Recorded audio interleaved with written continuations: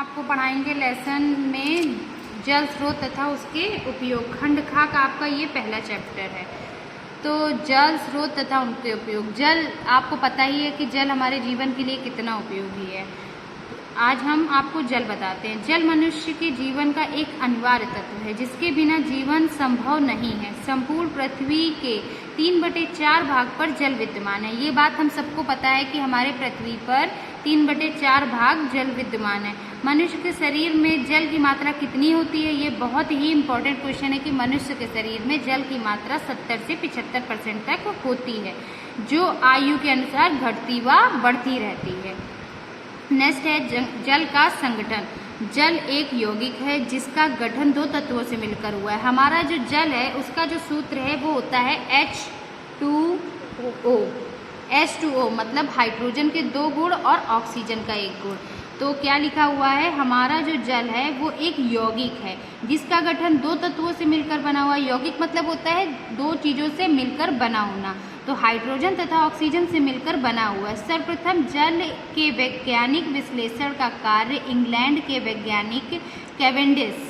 सबसे पहले किसने जल के विश्लेषण पे कार्य किया है? इंग्लैंड के जो वैज्ञानिक हैं कैवेंडिश, उन्होंने किया है। जल का रासायनिक सूत्र है H2O। जल में हाइड्रोजन के 2 तथा ऑक्सीजन के 1 अणु विद्यमान रहता है। जल भौतिक तथा शुद्ध रूप से जो जल का गुण है वो क्या है? जल शुद्ध रूप से होता है, जल स्वाद रहित रहता है, जल गंध रहित रहता है तथा रंगहीन एक द्रव पदार्थ होता है। अब हम आपको बताएंगे जल की उपयोगिता। मानव शरीर को स्वस्थ रखने के लिए जल आवश्यक तत्व है। मनुष्य को प्रतिदिन 5 लीटर जल की आवश्यकता होती है।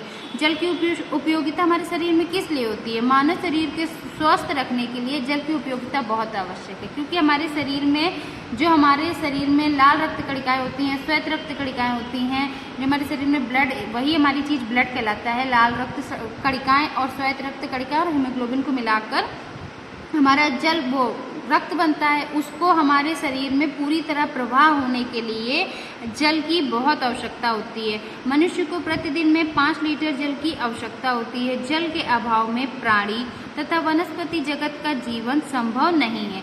ये जल के बिना प्राणी और वनस्पति मतलब हमारे पेड़ पौधे का जीवन संभव नहीं है। जल मानवीय जीवन के विभिन्न क्रियाकलापों, दैनिक गतिविधियों के लिए आवश्यक है।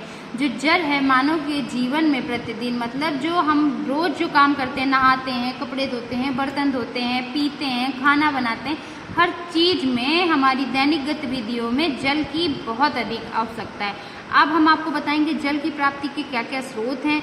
जल की प्राप्ति के प्रमुख स्रोत हैं। स्रोत में क्या क्या हैं?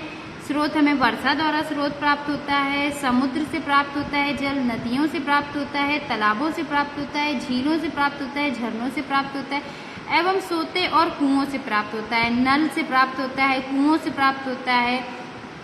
अब हम आपको बताएंगे वर्षा का जल किस तरह का होता है। जल का एक व्यापक स्रोत वर्षा होता है। हमारे जब वर्षा नहीं होती है तो हमारे यहाँ की पृथ्वी एकदम सूख जाती है। तब हम चाहे जितनी भी बोरिंग कराएं, हमारे नलों में पानी सूख जाता है, कुओं में सूख जाता है। इसलिए इसका जो व्यापक स्रोत बोला गया है वो वर्षा होता है। वर्षा का जल शुद्ध एवं मृदु होता है। वर्षा का जल ही नदियों, तालाबों और झीलों एवं भूमिगत जल के रूप में उपलब्ध होता है। जो वर्षा का जल है वो हमारे नदियों में, तालाबों में, झीलों में एवं भूमिगत, जिस प्रकार अगर वर्षा नहीं होती है, पृथ्वी सूख जाती है, तो उसको अंदर से जो हमारे बोरिंग करवा के हम लोग नल द्वारा लेते हैं, कुओं में खुदाई होती है, झीलों में अंदर से सुता के पानी होता है, खुदाई होके जो होता है, तो वो वर्षा द्वारा ही उसकी भरपूर्ति होती है। अगर वर्षा नहीं होगी तो जल हमें किसी भी प्रकार से प्राप्त नहीं होगा। सिंचाई हेतु भी वर्षा का जल उपयोगी होता है। Thank you class.